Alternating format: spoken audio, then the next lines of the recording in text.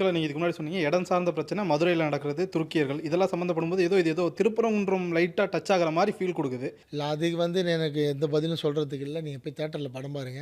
அப்ப இருக்குன்னு எடுத்துக்கலாமா? இல்ல இல்ல நீங்க நெனைக்கிற அளவுக்கு பிரச்சனை இல்ல. ஆனா பிரச்சனையும் இருக்கு. படம் பார்த்துக்கோங்க. நீங்க இன்னொரு விஷயமும் சொல்லியிருந்தீங்க. இப்போ சின்மயி அவர்கள் சொன்ன குற்றச்சாட்டு. இதே மாரி தான் உங்களோட முதல் படத்துடைய நாயகியா நடிச்ச ஷீலா. அவங்க 2வது படம்.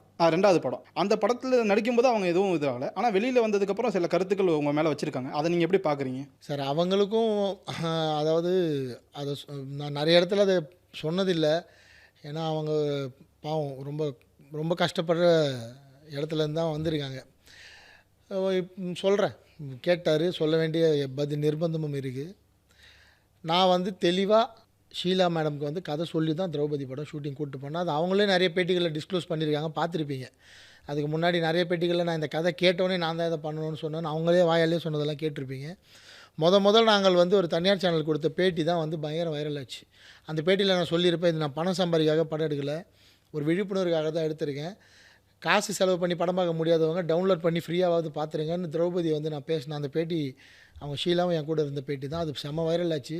அதுதான் அந்த படத்துக்கு ஒரு பெரிய ஓப்பனிங்கும் கொடுத்தது. நான் பேசின அந்த விஷயம். அடுத்து வந்து அவங்க இந்த படத்தில் நடிக்க காரணம் வந்து அந்த படத்தில் வர கதாநாயகியோட பாத்திரம் மாதிரியே தான் அவங்க நிஜ வாழ்க்கையிலும் அவங்க வந்து ஏதோ ஒரு வகையில் வந்து அதில் பாதிக்கப்பட்டிருக்காங்க. நாடக காதல் விஷயத்தில். ரொம்ப பர்சனலாக போகக்கூடாது. போகல. புரிஞ்சுக்கோங்க. நீங்க சொன்ன மாரி அவங்களுக்கு அழுத்தம் போயிருக்கும். அவங்க நடித்ததுக்கு வரைக்கும் அவங்க வந்து சொல்லிக்கல இந்த மாதிரி படம் நடிச்சேன்னு. படம் ரிலீஸ் ஆனதுக்கப்புறம் அவங்களுக்கு வந்து மிகப்பெரிய அழுத்தம் வந்தது. அந்த அழுத்தம் எனக்கு தெரிஞ்சுது. நான் தான் சொன்னேன், நீங்கள் வந்து வருத்தம் தெரிவிச்சுக்கோங்கன்னு. நான் தான் வந்து அவங்களுக்கு நீங்கள் மீடியாவில் கூட போய் சொல்லிக்கோங்க. உங்கள் பிரச்சனையை தீர்த்துக்கோங்க.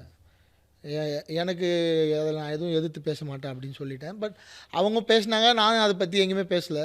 சமீபமாக ஒரு பேட்டி பார்த்தா அவங்கக்கிட்ட திரௌபதி டிவியில் நீங்கள் நடிக்கிறீங்களான்னு கேட்குறப்போ ஷீலா ஒரு மாதிரி அவங்க சிரிச்சிட்டே சொன்ன பதில் வந்து எனக்கு வந்து தப்பாக பட்டது. என்னடா நம்ம வந்து அவங்க ஒரு பிரச்சனையில் இருக்கப்போ நம்ம கூட நின்று நீங்கள் என்னை பற்றி தப்பாக கூட சொல்லிக்கோங்க, கதை சொல்லணும் கூட சொல்லிக்கோங்க, நம்ம அவ்வளோ தைரியமாக கூட நின்னப்பவும் இவங்க இவ்வளோ சர்வைவலாக இருக்காங்க. அவங்க ஆக்சுவலாக பிரிஞ்சுட்டாங்க, டைவர்ஸ் பண்ணிட்டாங்க. நியூஸ் பார்த்தேன். அப்புறம் பேசலை. அதுக்கப்புறமும் அவங்க இப்படி தான் இருக்காங்கன்றப்ப நம்ம இதை ஓப்பன் பண்ண வேண்டிய சூழல் இருக்குது. நான் சொல்லிடுறேன், ஷீலா ராஜ்குமாருக்கு நான் கதை சொன்னேன், பேசின சம்பளத்தை முழுசாக கொடுத்தேன். அவங்க தான் படத்துக்கு டப்பிங் பேசினாங்க. எல்லாமே அவங்களுக்கு தெரிஞ்சு தான் நடந்தது. அவங்க பேசினது கம்ப்ளீட்டாக தப்பு.